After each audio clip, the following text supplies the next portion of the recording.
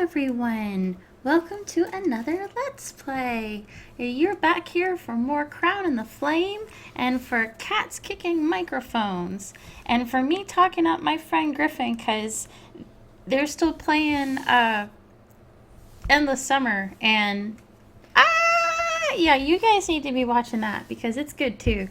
I'm not probably going to do that one because I don't think I could add anything to their already excellent commentary. So I'm sticking with this one, which I know how to commentate. So if you're here, you're probably one of the wonderful, perfect, beautiful, amazing, did I mention wonderful core group of people who have been following my 30-something part series on this Crown and the Flame game in the Choices Stories app. If you're not, and this is all brand new to you, and you clicked here by accident, you might want to back out and go up the playlist to the first one, because this is probably not going to make much sense. You're coming in the middle of the story. But hey, if you want to, I'm not going to stop you.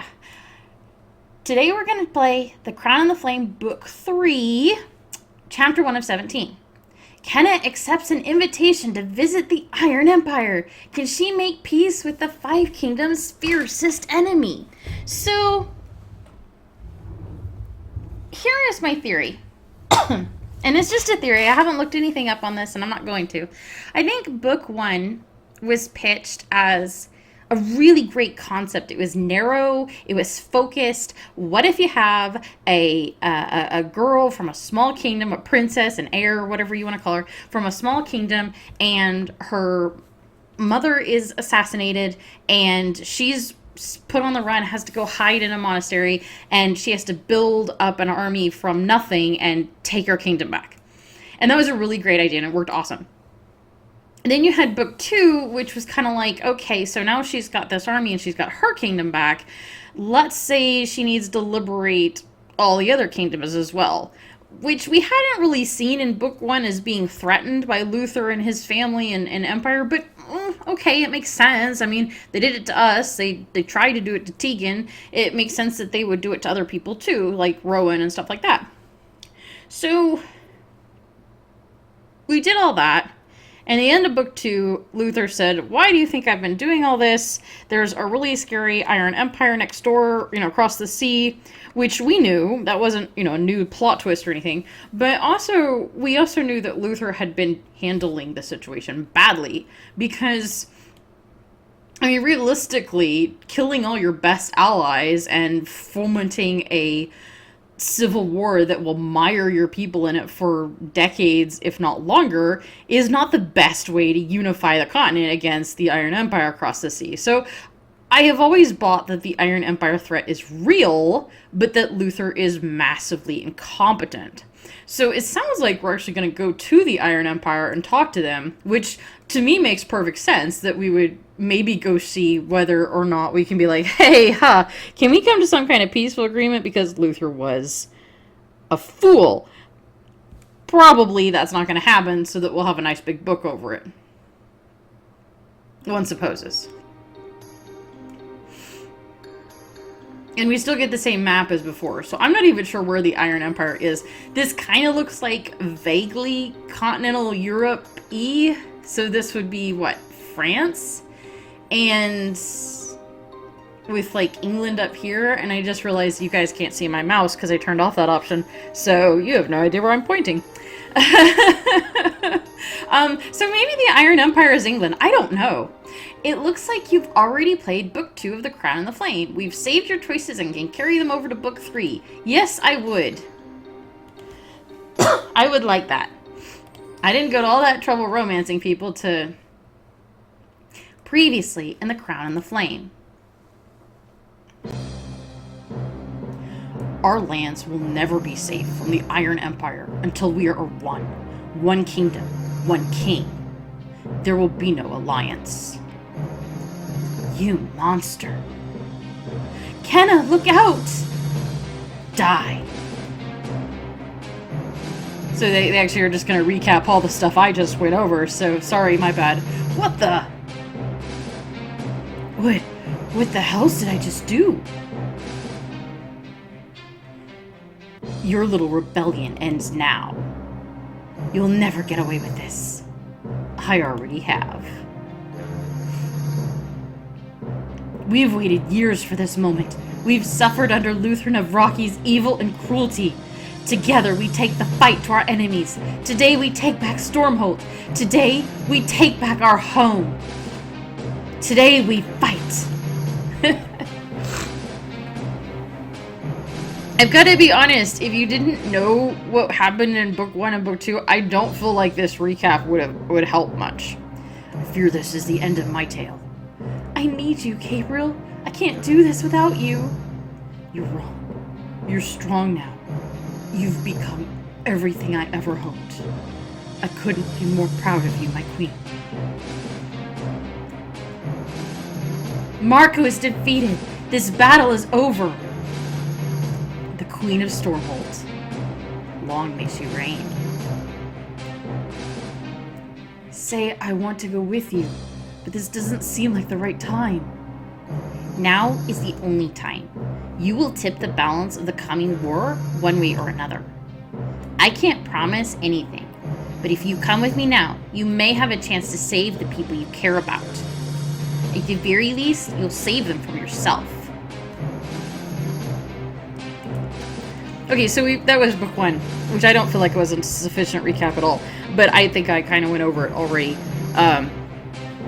Lutheran of Rocky killed our mother under the guise of meeting for an alliance, and we had to take our kingdom back. And also, our childhood friend / orphan, Dom, is a fire mage who can turn into a dragon. I forgot to mention that. Dom, what have you done? Kenna, say something, please. Kenna! Everyone, arm yourselves and get to the boats. Luther's fleet approaches. It appears my foolish son Marco was right. I should have hunted you down when I had the chance. Fortunately, it seems I now have an opportunity to correct that oversight. Kill her. Dom, is that really you? I'm a dragon, and I'm flying. Roar! Well done, Will.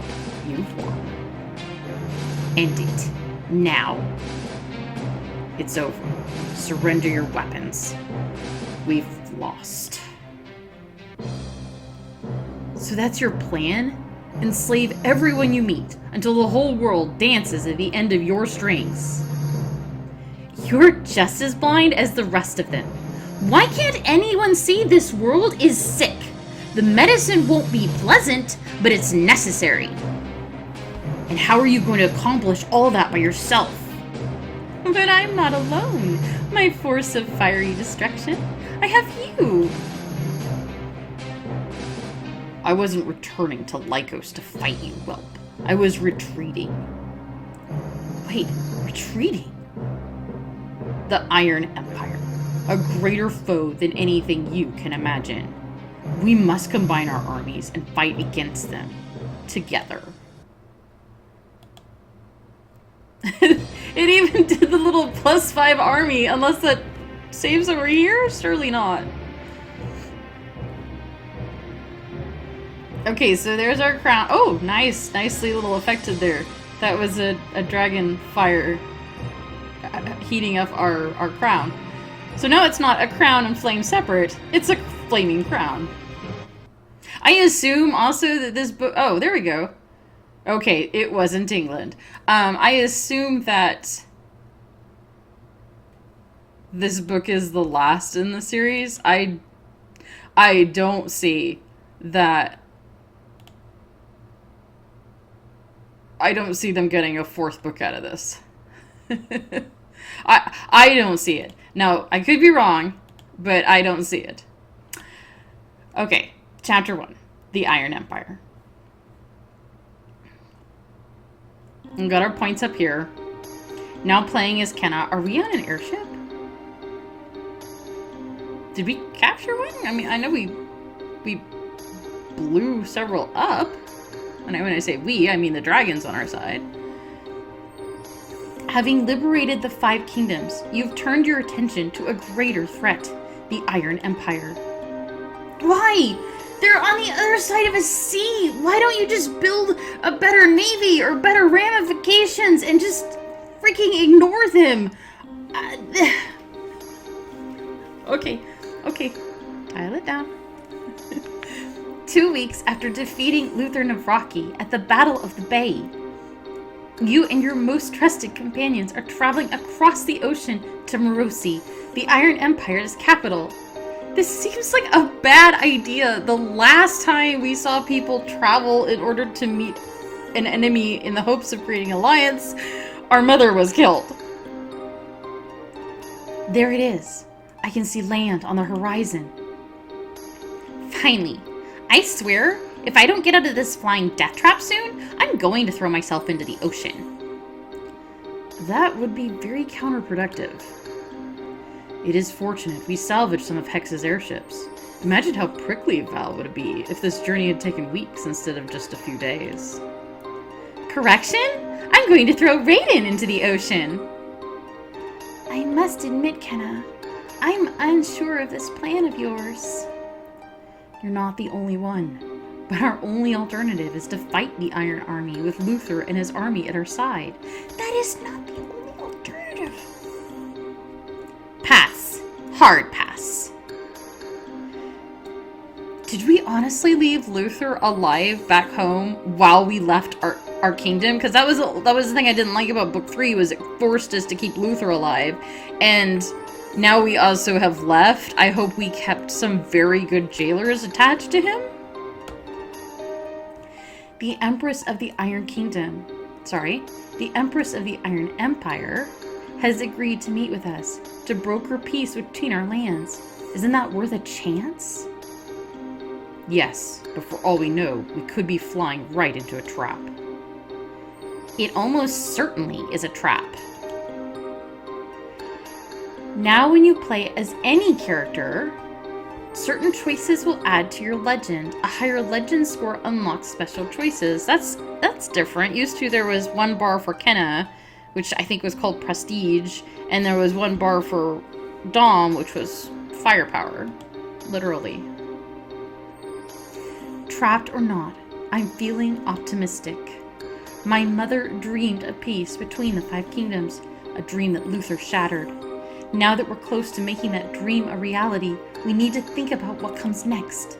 Just think, we may be able to resolve our conflict with the Iron Empire without further bloodshed. I don't know, Your Majesty. To me, this all sounds too good to be true. Well, you know what you have to do when you meet the ruler of a vast and terrifying empire that may be plotting to usurp your kingdom. Challenge her to single combat? Dangle her off a cliff until she coughs up the key to the royal treasury? No! Outdress her! My best tailor is standing by, and she just showed me the most gorgeous blue silk. You brought your tailor along on a diplomatic mission. Did you bring your hairdresser as well? Did you not bring yours? Anything that gives the impression of confidence will only help us. He's not wrong there. A show of strength early on lets them know you won't be intimidated. So, what do you say, Kenna?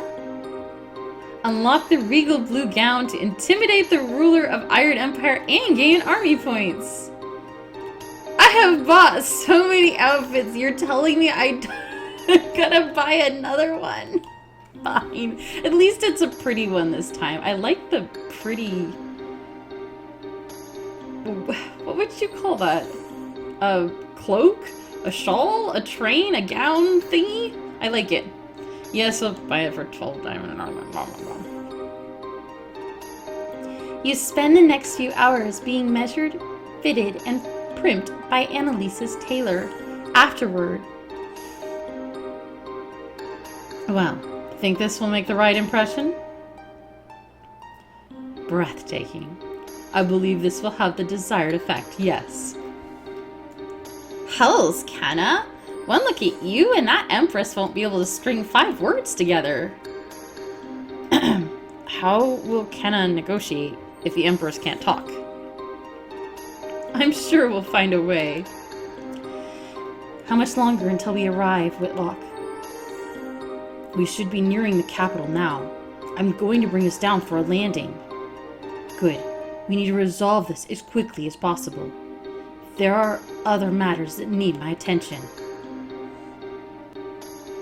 You move to the windows and clutch the railing, unwilling to let the others see that your hands are shaking. Say steps up beside you, speaking low so that only you can hear. We will find him. It's been weeks, Say. It's like Dom vanished into thin air. And Hex, gods, she could be doing anything to him. I feel like I'm about to fall apart. You must stay in control, Canaris.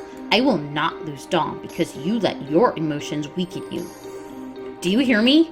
He needs us to be strong. I hear you. Thank you, Say. Say nods, then walks away. All right, then. Let's go meet the Empress. Whitlock sets the airship down on a large floating platform on the outskirts of the city. As you disembark, a smiling young woman with red hair comes over to meet you. Welcome to Morosi, honored guests! Oh, I like her. Thank you very much, Miss Clover Hapley, handmaiden to the Empress Azura, who shines brightest. And you must be Kenna Reese of Stormholt. My goodness, you're so pretty. Oh dear, that was far too forward. Please forgive me, Kenna. I don't know what came over me. She gets that a lot. I'll take it as a compliment, Clover. You're too kind, Your Majesty. If you'll please follow me. Clover leads you through the soaring palace and onto a balcony overlooking a city. Immaculately dressed guards and attendants line the balcony, watching you curiously. A tall, serious man steps forward to meet you. Halt and state your purpose. My Lord Joran, may I present Her Majesty Queen Canaris of Stromholt. Pleasure to meet you, Lord Joran. Joran's eyes flicker from you to each of your companions. His expression goes dark as he takes in your weapons.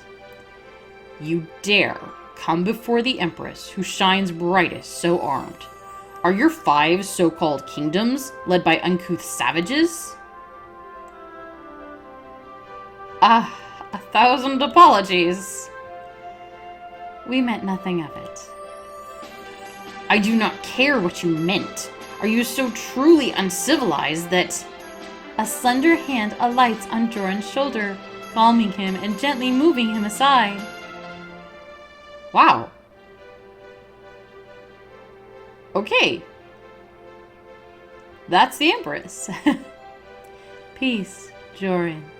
I'm sure they meant no insult by bringing their weapons. Now are you going to announce me? Queen Kenna, you stand in the presence of Her Radiance, Empress Azura, the light of truth, the guiding hand, who shines brightest of all. It's an honor, Your Radiance. Azura looks you up and down, and her eyes seem to bore straight through you. Suddenly she smiles and sweeps into a graceful curtsy. Your Radiance? Oh my! Confused, you whisper to Raiden, who stands right beside you. What's going on? Something tells me Her Radiance isn't in the habit of bowing to anyone. Ever. Now would probably be a good time to curtsy back. You return Azura's curtsy, and the Empress glides forward to kiss you on the cheek. Your skin tingles beneath the touch of her lips. Empress. Queen Kenna, the drawings sent by my spies do you no justice. Thank you, I think. If you'll excuse me, Your Radiance, I have duties to attend elsewhere. Azura nods, and Clover curtsies deeply before retreating into the palace. Azura turns back to you. Now, I believe you refer to this land as the Iron Empire. but I've always found that title rather harsh. Its true name is Dusatora.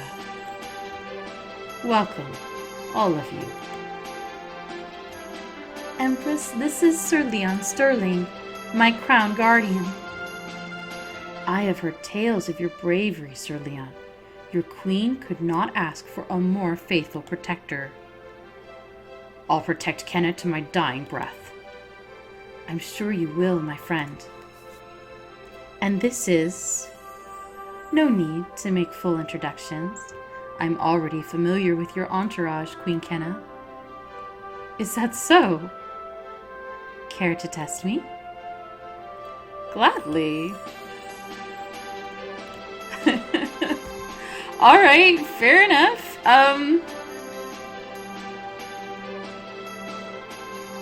Let's ask her about Annalise. That's an easy one. Annalise Adair. It is a true honor to meet the woman who brought an era of unprecedented peace and prosperity to Aurelia. She what? Oh, I just did what seemed right. It was nothing special. My dear, you all but eliminated poverty within the first few months of your rule. That's something very special indeed. And that dress, you shine like the sun itself. Aurelian silksmiths have truly perfected the art of spinning gold into their cloth. You're too kind. I'll pass along your compliments the next time I'm home. Azura turns to you. Satisfied? Can we do it again? I would like to do it again.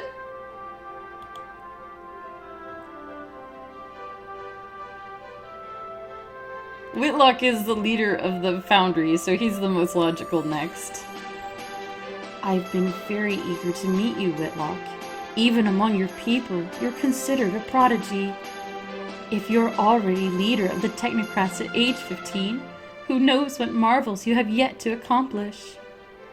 That's very kind of you to say, but there's not really anyone left to lead anymore. Oh, I am sorry, my child. I was truly heartbroken to hear what happened to your beautiful Foundry. I hope you find something during your time here that will lift your spirits. She's so sweet.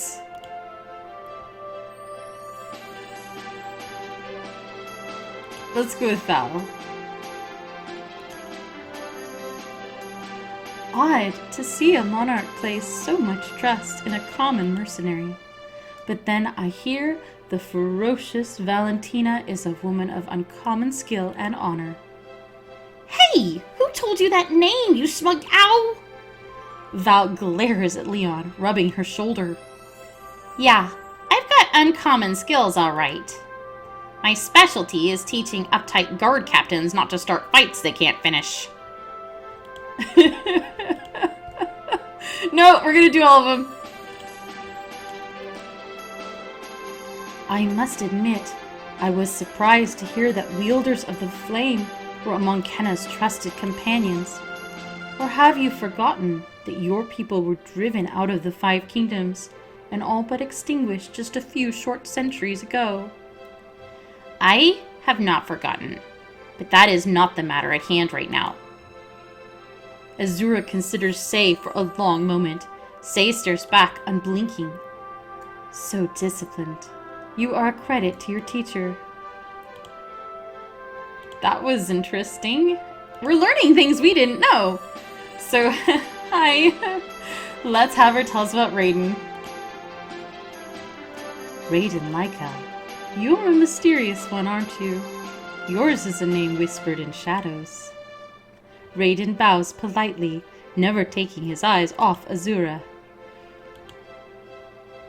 It warmed my heart to hear that you and your sister have reconciled.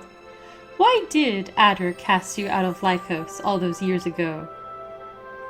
Forgive me, Empress, but I would rather not say. It was a private family matter. Of course. How rude of me to pry. I guess we have to be. You've obviously kept a close eye on us. It is important to know your enemies. It makes it easier to find common ground should the opportunity arise for peace. Now come, let me show you our beautiful city. Azura beckons, and you all follow her to the balcony railing. The city of Morosi is laid out below you, buildings sparkling amidst the mist from the waterfalls. Wow!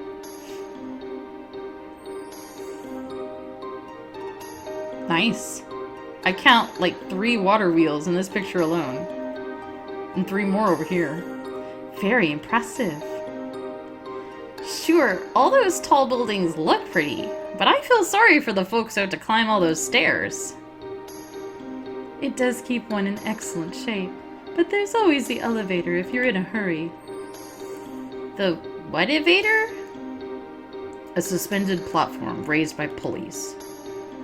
But to lift one that high, how in the world do you power them? They must use water, obviously. I can see water wheels attached to many of the buildings. Those would easily provide enough power to lift the elevators. That makes sense. With waterfalls this size, you must be able to extract a massive amount of power. Very perceptive, Your Majesty. Azura gestures at a large factory across the chasm. The thundering water turns several large wheels on the sides of the building. With the power of our waterfalls, we are able to drive the elevators, power foundries and factories, mine ores, and much, much more. This is incredible. No other kingdom has access to all this power. Do you realize what this means? Yes. They could take over the whole damned world. Tell me, Empress, how many of those factories are busy churning out weapons? Some. War is an ugly business, but if I must fight, then I will do what I can to win. And what about you, Queen Kenna? Did you not use a technocrat war machine against your own castle when fighting Prince Marco? I wasn't using war machines to conquer, only to reclaim my home. Can you say the same? You assume the worst of me already. You must have spoken with Luther. I must say, I didn't expect you to trust anything that man says. Believe me, I don't. Has Luther told you why this war started in the first place? He didn't have to. Everyone knows you invaded the 5 kingdoms. It took years to drive you back across the ocean. Watch your tongue, old man. Interesting how no one will question what everyone knows. Do you want to know the truth? I'm here, aren't I? I'm willing to hear your side. We will decide for ourselves what is true and what is false. Many years ago, I approached each leader of the 5 kingdoms with an offer. Pledge fealty to me and receive all the knowledge and prosperity that Dusatora has to offer. Oh, is that all? You just waltzed in and demanded they all bow to you. Goodness, that couldn't have gone well. It did not. Unsurprisingly, Luther's father was the first to declare war on us. The rest followed his lead soon after. And what? Now you're going to make me the same offer? You'll share your wealth, but only if I submit to your rule? Yes, that is my offer to you, and every other ruler across the sea. There's just one problem. What gives you the right to rule everyone? This throne was not handed to me, Kenna. I was born with nothing, which means I had to earn everything. I only ascended after proving that I was the best person to rule. My wisdom guides this empire, and my strength protects it. Azura gestures to an ancient carving over the balcony door. The words are in a strange language you don't recognize. It says, "For every life a purpose." It is the founding principle of Dusatora that everyone must play their part in order to build a better world. And what's your purpose, if I may ask? To lead, to guide my people to that better world. I can deliver everything that I promise. The proof is all around you. You look down at the city below. You see workers filing into a factory, jostling each other playfully. You see children playing in a pristine courtyard and a bustling market full of bright fruits, artworks, and spices. With my guidance, the 5 kingdoms will become a utopia, a land without sickness, war, or hunger. Can you give that to them, Kenna?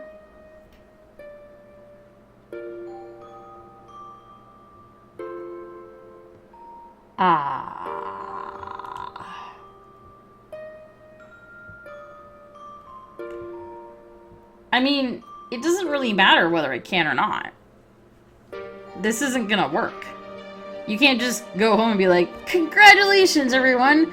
We're now a satellite state of our ancient enemy. Even if the king or queen is on board with it, the people won't be. I mean, all of human history is littered with attempts to do stuff like this, and whatever you offer the king or queen, whatever bribes you make, whatever promises you give them, if they go home and go, congratulations, I have brokered our fealty to another power, people don't like it. Because humans don't like it. They don't feel like their interests are going to be represented by somebody of a completely different place, culture, nation, creed, religion, outlook. You know, why would they expect this empress to care for them and understand their needs? Even in the best case scenario where she's genuinely loving and kind, she's still working with a set of variables and facts that are not necessarily applicable to the people back home in Stormhold. So, can I offer a utopia? No, I cannot. No, I can't. At least not anytime soon. Though I still question whether you can either. You'll see. All in good time. You suddenly hear footsteps and look up to see Clover hurrying onto the balcony. She's carrying a small gray bundle in her arms. I'm so sorry to interrupt your readings. I didn't know what else to do. It's all right, Clover. Tell me what's wrong. Clover holds out the bundle. Looking closer, you see the small, shivering body of a wolf pup. Oh, the poor thing's missing a leg. What happened? One of the hunting parties found it in the woods. He must have gotten separated from his mother and then been attacked by something. Whitlock rushes over to examine the pup, his face stricken. He's lost a lot of blood and he's so cold. Say lands one hand on the wolf pup's side. A gentle heat radiates from her skin, and the pup's shivers begin to ease. It is too late for him. Are you sure? Perhaps if they had found him hours ago, but not now. He is gone. No, not gone. Azura steps forward, her long white hair floating around her. Tiny sparks begin to dance across her skin, and her eyes grow brighter until they shine a brilliant blue. What? Electricity crackles around Azura's hand as she lays it against the wolf pup's still body. Live, creature. Live by my hand. Did not see that coming. Power surges down Azura's arm and into the wolf pup. The little creature trembles as its wounds begin to close before your eyes. Impossible. Burning black hells! How's she doing that? The pup twitches, then yawns. He lifts up his head and looks up at you all with curious golden eyes. Hey, little guy. Oh! He's so cute. Look at his little, and his face, and pet him. You reach out and stroke the wolf pup's head. He wiggles excitedly, trying to lick your fingers. Oh my gods, he's precious. But how? He was... Azura sways on her feet. Joran steps forward, catching the Empress just as she begins to fall. You should not waste your strength so. I would not call that a waste. Clover, please make sure the creature is given to a good home. Perhaps one of the guards would like it as a pet. Wait, excuse me, your radiance, but maybe we could take him with us? Whitlock gently examines the stump of the wolf pup's missing leg. The pup snuffles excitedly at his metal hand. If we take him back to the lab, I could make a prosthetic limb for him, just like mine. I could replace the lost ear, too. Actually, working from the emotive properties I used on the mech guitar, I may be able to map his neural patterns into a verbal approximation of... Speak plainly, boy. I am becoming vexed. I might be able to make him, talk. Talking puppy? Kenna? Talking puppy. If you wish to keep him, you are of course more than welcome. Well... yes, we're gonna take the puppy. I don't know if I like this plan to make him talk. I don't think I like that plan at all, actually. But I will keep him because he is a puppy. Clover happily passes the wolf pup over to you. He wriggles in your arms, licking every part of your face that he can reach. I think he's excited to come with us. Whitlock scratches the wolf under the chin, laughing as it gnaws on his metal fingers. Just you wait, little buddy. I'll have you scampering around in no time. He is strong, this one. He has the heart of a warrior.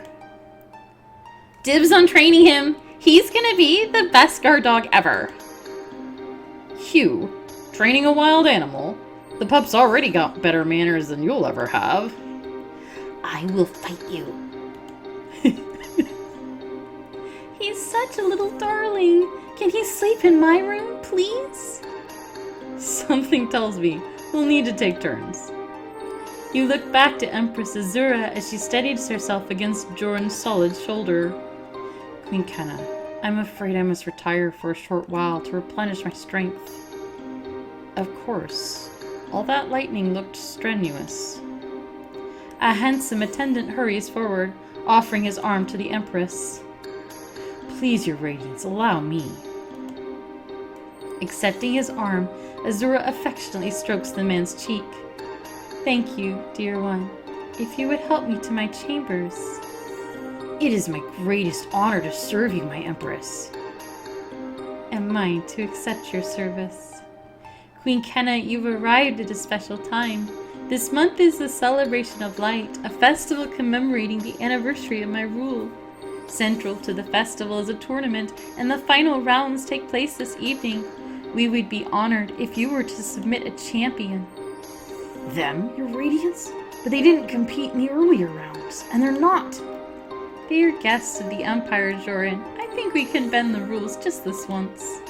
Besides, everyone knows you're favored to win this year. Bringing in a famed warrior from the Fighting Kingdoms might just make things more interesting. We'll be there, Empress Azura. Wonderful. Until then. Azura walks off, arm in arm with her attendant. Joran shoots an angry glare your way before stalking off in another direction. Ha! Looks like someone thought he was a sure bet to win the tournament. Tell me I get to teach him a lesson. Later. Let's get back to the airship for now. We have a lot to discuss.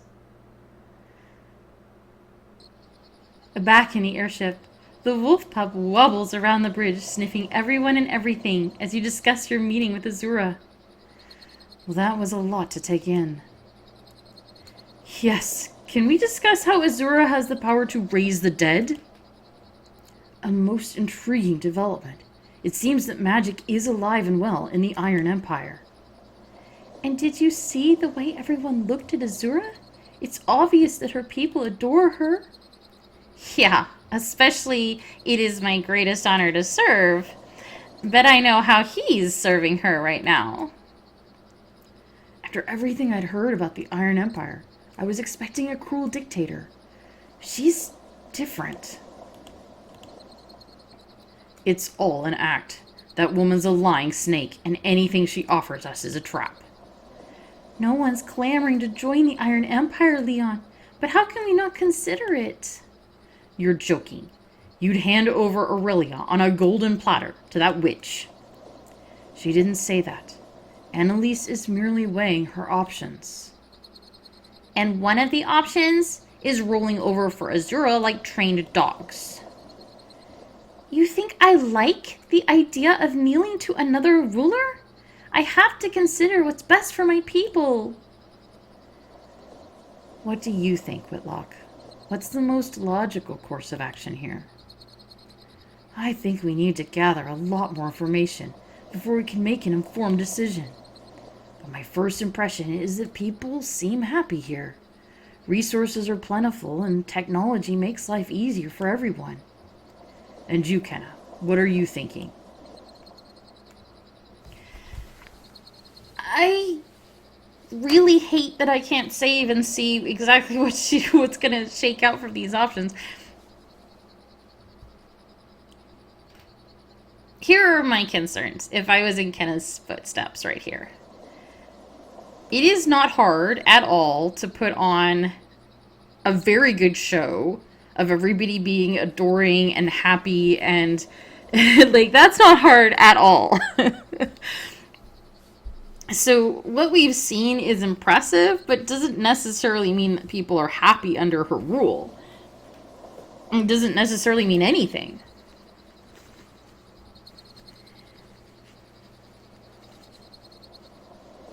But even if she was completely right and had created a beautiful utopia within Dusatora, or whatever the name was, that doesn't mean that, say, her successor would be any good. It doesn't mean that she would be able to export all that good stuff to her fealty kingdoms. I mean, when she says, swear fealty to me and I'll give you all this stuff, that's all well and good. What is she asking for? Is she asking for us to send workers? Is she asking for us to send soldiers? Is she asking for us to make a pretty plaque with her name on it and maybe a statue in the main square? Because those are all very different things. I will happily give a plaque in the main square and maybe a statue in exchange for, more technology and food and woven clothes and stuff. That sounds awesome.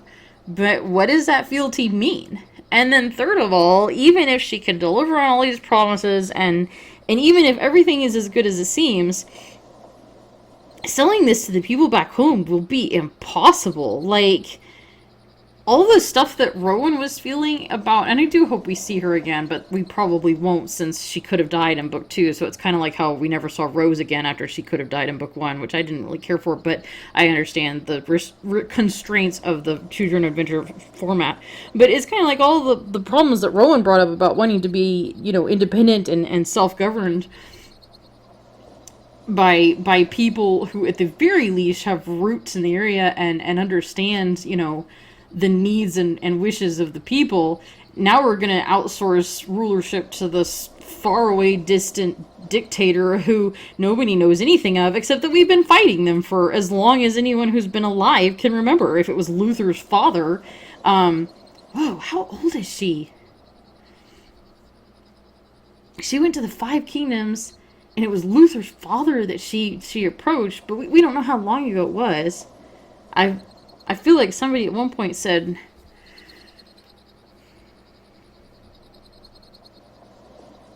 I'm not sure.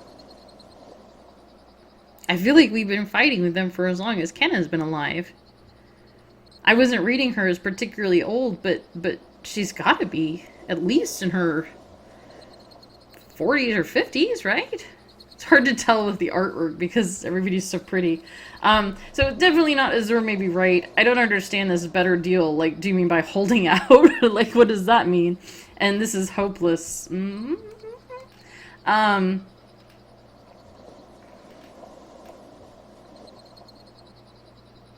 I don't understand what those mean. What do those mean? Like, this is hopeless to make a decision because we don't know, or this is hopeless to fight, so we might as well do what she says. What does that mean, this is hopeless? Zora may be right. We can get a better deal.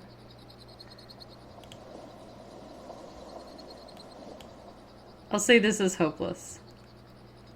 Something tells me she who shines brightest won't rest until she rules the whole world. I agree. There's no way she'll settle for anything but complete control over the 5 kingdoms. We'll have to be very, very careful if we want to leave this city in one piece. Right, so are we going to talk about this tournament? Because I want to punch Joran right in the face. Preferably several times. Perhaps we can take turns. Are we sure this is wise? I thought the whole point of coming here was to avoid fighting the Iron Empire. It's just a tournament, Annalise. We're not exactly clashing on the battlefield. Joining the tournament is probably a good idea. If nothing else, it buys us time while we decide what to do. It will also provide an opportunity to learn more about their culture. I am interested to see how these people fight. Me too. And I'm the one who'll be fighting them. Like hells you are. I didn't come here just to look at the scenery. Actually, I think Leon is the logical choice. I agree. Oh, yeah? And why is that? Well, for one thing, Leon is my crown guardian. I'm glad it's not Kenna. I was afraid it would be Kenna just so, we could play as her. And there's a point at which that stops being realistic. What does that have to do with anything? The Iron Empire seems to place a lot of importance on ceremony and protocol. You're both incredible fighters, but Leon's title matters here. Sending my crown guardian to fight in a tournament will be a sign of respect. Val mutters something under her breath. What was that? I said, I guess that makes sense.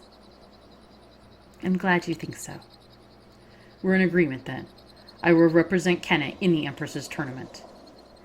Then let's be on our way.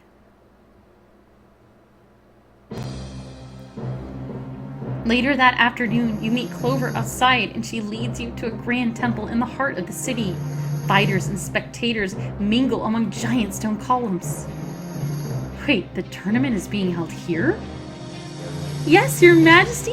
Where it would be hosted but the Temple of Warriors? In the 5 kingdoms, temples are sacred sanctuaries. Fighting inside one is considered inappropriate. Oh, but there's nothing more sacred than the tournament. It is a symbol of unity, peace, and our dedication to the Empire. There's no hatred here, no anger or bloodlust. Blood spilled in this holy place represents the blood not spilled between us in war. Now I must go and attend the Empress, who shines brightest, if you'll excuse me. I love Clover. With a final courtesy, Clover hurries back to Azura's side. Something's definitely wrong here. No one can be that cheerful. It's unnatural. Worried it will rub off on you? The girl seems honest enough. Still, keep your eyes open while I'm out there. A sudden hush spreads through the crowd. At one end of the temple, Azura takes her seat in a golden throne. Leon steps to the edge of the fighting arena. Azura gestures, and a group of white-armored soldiers move to join him. For the Empress, who shines brightest. May the strongest prevail! You will fight these warriors in my honor, to the death. What? Bitch! I'm sorry, but she is. There needs to be a consent form when you sign up for a tournament that says you're going to be killing people. Oh god, does that mean Leon might die? What? To the death?